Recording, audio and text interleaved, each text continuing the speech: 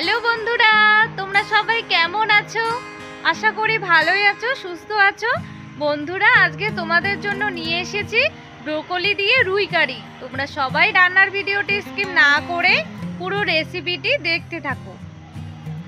বন্ধুরা, এখানে দুটো ব্রোকলি নিয়েছি, ব্রোকলি দুটি কেটে নেব।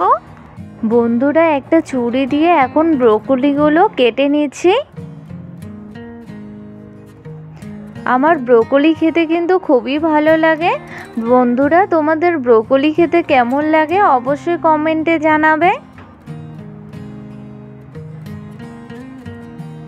ব্রোকলির যে ডগা শক্ত অংশটি কেটে নিয়ে ভালো করে খোসা ছাড়িয়ে ভিতরের নরম অংশটি নিয়ে নেব।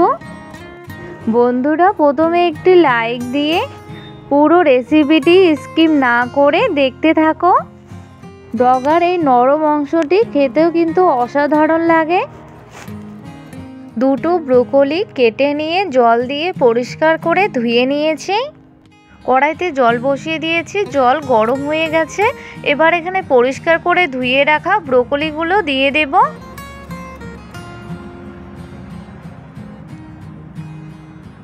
ব্রোকলিগুলো 50% মতো সেদ্ধ করে নেব। এখানে রুই মাছ নিয়েছি, জল দিয়ে রুই মাছের পিসগুলো পরিষ্কার করে ধুয়ে নিয়েছি। মাছের মধ্যে দিয়ে দেব পরিমাণ মতো লবণ আর দিয়ে দেব হলুদ গুঁড়ো। এবার লবণ আর হলুদ গুঁড়ো মাছের গায়ে খুব ভালো করে মেখে নেব। লবণ আর হলুদ গুঁড়ো দিয়ে মাছ খুব ভালো করে মেখে নিয়েছি। ব্রোকলি 50% মতো সেদ্ধ হয়ে গেছে। এবার ব্রোকলিগুলো নামিয়ে নেব।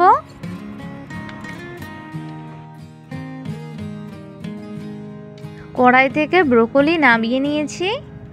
কড়াই গরম হয়ে গেছে। এবার কড়াইতে সর্ষের তেল দিয়ে দেব। নেড়ে নিয়ে হাই আঁচে সর্ষের তেল খুব ভালো করে গরম করে নেব। মাছ ভাজার জন্য তেল খুব ভালো করে গরম করতে হয়। তেল দিয়ে যখন হালকা ধোঁয়া বের হবে তখন বুঝতে হবে তেল খুব ভালো করে গরম হয়ে গেছে। এবার এখানে এক এক করে রুই মাছের পিসগুলো তেলের মধ্যে দিয়ে দিচ্ছি। এবার মিডিয়াম টু হাই আছে নেড়ে চেড়ে মাছের দুই দিক লাল লাল করে ভেজে নেব। এই গরম গরম মাছ ভাজা খেতেও কিন্তু দারুণ লাগে। মাছ লাল লাল করে ভেজে নেওয়া হয়ে গেছে। এবার নামিয়ে নেব। এভাবে করে বাকি মাছের পিসগুলো ভেজে নেব। রুই মাছ ভেজে নেওয়া হয়ে গেছে। এখানে একটি মাঝারি সাইজের পেঁয়াজ কিউব করে কেটে নিয়েছি আর নিয়েছি এক টুকরো আদা, দুটো কাঁচা লঙ্কা, কয়েকটি রসুনের কোয়া। এবার সব কিছু ব্লেন্ডারে পেস্ট করে নেব। এবার ওই মাছ ভাজা তেলের মধ্যেই দিয়ে দেব 50% সেদ্ধ করে রাখা ব্রোকলি। এবার এখানে দিয়ে দেব সামান্য একটু লবণ আর দিয়ে দেব সামান্য একটু হলুদ গুঁড়ো। নেড়ে নিয়ে ব্রোকলিগুলো হালকা করে ভেজে নেব। ব্রোকলি হালকা করে ভেজে নেওয়া হয়ে গেছে। এবার নামিয়ে নেব।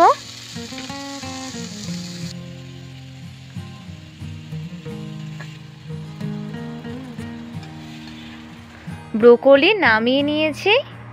কড়াই গরম হয়ে গেছে। কড়াইতে দিয়ে দিলাম সর্ষের তেল। নেড়ে নিয়ে তেল হালকা গরম করে নেব।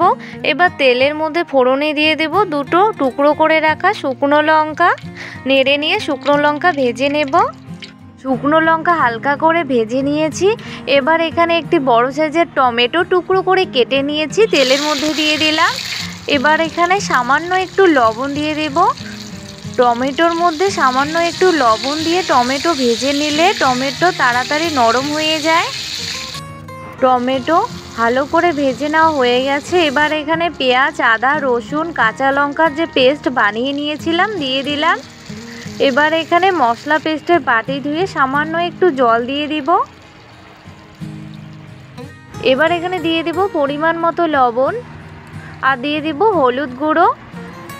এবার এখানে দিয়ে দিব হাফ চা চামচ জিরে গুঁড়ো, হাফ চা চামচ ধনে গুঁড়ো, আর দিয়ে দিব হাফ চা চামচ কাশ্মীরি লাল লঙ্কা গুঁড়ো। এবার নেড়ে নিয়ে সব মশলাগুলো খুব ভালো করে মিশিয়ে নিয়ে মশলা খুব ভালো করে কষিয়ে নেব। 10 মিনিট সময় ধরে মশলা খুব ভালো করে কষিয়ে নিয়েছি। মশলা যত ভালো করে কষানো হবে রান্নার টেস্ট তত ভালো হবে। হালকা করে ভেজে রাখা ব্রকলিগুলো মশলার মধ্যে দিয়ে ভালো করে নেড়ে নেব। নেড়ে নিয়ে 2 মিনিট মশলা সহ ব্রকলি খুব ভালো করে কষিয়ে নিয়েছি। এবার এখানে সামান্য নর্মাল জল দিয়ে দিলাম। সব কিছু খুব ভালো করে নেড়ে নিয়ে মিডিয়াম টু হাই আছে 5 মিনিট জাল করে ব্রকলি খুব ভালো করে সেদ্ধ করে নেব। 5 মিনিট জাল করে নিয়েছি, ব্রকলি খুব ভালো করে সেদ্ধ হয়ে গেছে। এবার এখানে ভেজে রাখা রুই মাছের পিসগুলো দিয়ে দিলাম। খুব ভালো করে নেড়ে নিয়ে লো টু মিডিয়াম আছে 3 মিনিট জাল করে নেব। 3 মিনিট জাল করে নিয়েছি। এবার এখানে দেশি ধনেপাতা কুচি করে নিয়েছি দিয়ে দেব। এবার নেড়ে নিয়ে জাল অফ করে দেব। বন্ধুরা, ব্রকলি দিয়ে রুই কারি আমার রান্না একদম কমপ্লিট। এবার নামিয়ে নেব। ব্রকলি দিয়ে রুই কারি রেসিপি তোমাদের কেমন লেগেছে অবশ্যই কমেন্টে জানাবে।